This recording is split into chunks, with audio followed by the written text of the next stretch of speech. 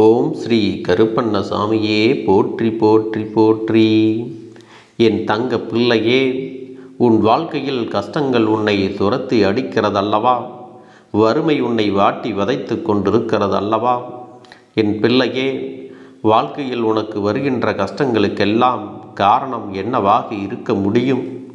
நாம் எத்தனை தான் உழைத்தாலும் நம்மை துன்பங்கள் மீண்டும் மீண்டும் வாட்டி வதைத்து கொண்டுதான் இருக்கிறது என்று நீ புலம்பிக் கொண்டிருக்கிறாய் அல்லவா?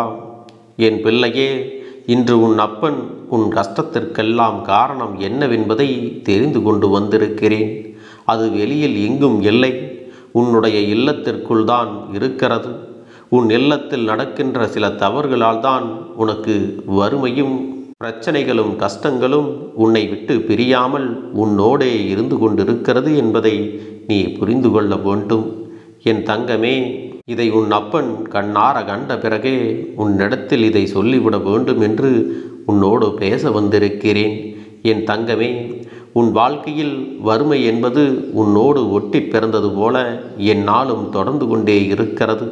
அப்படியானால் உன் இல்லத்தில் சில தவறுகள் எல்லாம் நாள்தோறும் நடந்து கொண்டுதான் இருக்கிறது. அது என்ன தவறுகள் என்று இந்த அப்பன் சொல்லி முடிக்கும் முன்பே நிச்சயமாக உன் இல்லத்தில் இதுவெல்லாம் இருக்கிறது என்பதை நீயாகவே புரிந்து கொள்வாய். ஏனென்றால் அப்பன் காரணம் இல்லாமல் எதையும் உன்னிடத்தில் கொண்டு வந்து சேர்ப்பது கிடையாது. எதுவெல்லாம் உனக்கு பிரச்சனையாக இருக்கிறதோ, எதனால் உனக்கு நடக்கவிருக்கின்ற நல்ல விஷயங்கள் எல்லாம் உன்னை தட்டிவிட்டு செல்கின்றதோ, அதற்கெல்லாம் ஒரு நல்ல காரணத்தை நீ அறிந்தால்தானே அடுத்த விஷயத்தை பற்றி நீ யோசிக்க முடியும். இதையெல்லாம் நிச்சயமாக இன்று இரவுக்குள் நீ தெளிவாக புரிந்து கொண்டு நாளைய விடியலிலிருந்து இந்த தவறினை நீ ஒருபோதும் செய்யக்கூடாது. என் பிள்ளையே, வறுமைக்கு வழிவகுக்கக்கூடிய இந்த தவறுகள் எல்லாம் உன்னுடைய இல்லத்தில் இருக்கிறது என்றால் அது உண்மைதானே? ஏனென்றால் இந்த அப்பன் நானே உன்னுடைய இல்லத்தில் இதையெல்லாம் கண்டுவிட்டேன். உன்னுடைய இல்லத்தில் நான் இருக்கும் பொழுது உன் குடும்பத்தில் இருப்பவர்களும், ஏன் நீயே கூட சில நேரங்களில் இந்த விஷயத்தை எல்லாம் செய்து விடுகிறாய். இதை செய்யக்கூடாது என்று சிலருக்கு தெரிந்திருக்கும். ஆனால் அந்த நேரத்தில் செய்கின்ற பொழுது அதையும் மறந்து விடுகிறார்கள். தான் செய்வது தவறு என்பதை அதன் பின்னால் உணர்வதும் கிடையாது. நம்முடைய இல்லத்தில் தெய்வங்களை அமர வைக்க வேண்டும் என்றால் முதலில் தெய்வங்களுக்கு பிடிக்காத சில விஷயங்களை நீ ஒருபோதும் செய்துவிடக்கூடாது. நீ நன்றாக இருக்க வேண்டும் என்றுதான் தெய்வங்கள் உனக்கு ஆசிகளை வழங்க வருகின்றார்கள். அந்த நேரத்தில் நீ அவர்களை அவமதிக்கும் விதமாக நடந்து கொண்டால் அவர்கள் முகம்பாடி மனவேதனை அடைந்து அங்கிருந்து அப்படியே சென்று விடுவார்கள். என் தங்கமே, அப்பன் சொல்கின்ற தெய்வங்கள் யார் யாரெல்லாம் தெரியுமா? உன்னுடைய குடும்பத்தில் வறுமையை போக்கிவிடவும் உனக்கு செல்வம் செழித்தோங்கவும் துணையாக இருக்கக்கூடியவர்கள் லட்சுமி தேவியும் குபேரரும் தான். என் பிள்ளையே, இவர்கள் இருவரையும் நீ ஒரு நாளும் அவமதித்து விடாதே. என் தங்கமே, அப்பன் சொல்கின்ற விஷயங்கள் எல்லாம் உன் இல்லத்தில் நடந்து கொண்டிருக்கிறதா என்று ஒரு முறை நீ சோதித்துப்பார். என் பிள்ளையே, உப்பை நீ ஒருபோதும் கீழே சிந்திவிடக்கூடாது. ஏனென்றால் அது மகாலட்சுமியை அவமதிப்பதற்கு சமமாகும். மகாலட்சுமியினுடைய அம்சம் உப்பு அல்லவா? அதனால் எப்பொழுதுமே நீ உப்பினை கீழே சிந்தாமல் பார்த்து கொள்ள வேண்டும். தெரியாமல் சிந்துவது என்பது வேறு. தெரிந்தே நாம் சில இடங்களில் சிந்துவிட்டால் அதுவும் அங்கே நாம் அறக்க பறக்க வேலை செய்யும் பொழுது மேலே கொஞ்சம் கீழே கொஞ்சம் என்று சிந்திவிடக்கூடாது. உப்பினை கையால் எடுக்கும் பொழுதே லட்சுமி தேவியாரினுடைய அம்சம் என்ற எண்ணத்தை உன் மனதில் வைத்து கொள்ள வேண்டும். அதனை பொறுமையாக நீ கையாள்வாயானால் அது உன்னுடைய சமையலுக்கு அளவோடு போய் சேரும் என்பதை நீ மறந்து விடாதே. என் தங்கமே, அதுபோல நல்லெண்ணெய், கடுகு, மிளகு இதையெல்லாம் நீ ஒருபோதும் கீழே சிந்தக்கூடாது. ஏனென்றால் இதுவெல்லாம் சனி பகவானை அவமதிப்பதற்கு சமமாகும். இவையெல்லாம் சனி பகவானுக்கு உகந்த பொருள் அல்லவா? அதனால் இதையெல்லாம் நீ கீழே உதாசனமாக சிந்திவிட்டால் அது அவரை அவமதிப்பதற்கும் சமம்.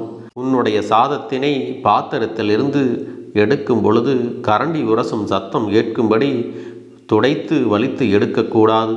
அது அன்னபூரணியை அவமதிப்பதற்கு சமம் என்பதையும் நீ புரிந்து கொள். என் தங்கமே, சாதத்தை வீணடிப்பதும் இதற்கு நிகரான ஒரு செயல்தான் என்பதை நீ புரிந்து கொள். இப்படி உன் இல்லத்தில் சின்ன சின்ன தவறுகள் எல்லாம் நாள்தோறும் நடந்து கொண்டுதான் இருக்கிறது. என் தங்கமே, குபேரருக்கு பிடித்த உணவு ஊறுகாய். தட்டில் நீ எப்பொழுதும் ஊறுகாயை வீணடிக்கக்கூடாது.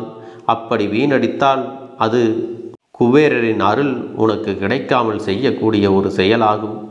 எனவே ஊறுகாயை வைக்கும் பொழுது எப்படி வைக்க வேண்டும், எவ்வளவு வைக்க வேண்டும் என்று அளவு தெரியாமல் அதிகமாக வைத்துவிடக்கூடாது. பொதுவாக ஊறுகாயை அதிக அளவில் நாம் எடுத்துக்கொள்ள முடியாதல்லவா? ஏனென்றால் அது உப்பும் காரமும் அதிகமாக இருக்கக்கூடிய ஒரு பொருள். அதனால் தேவைக்கு அதிகமாக அதை எடுத்துவிட்டு அதை வீணடித்து விடக்கூடாது.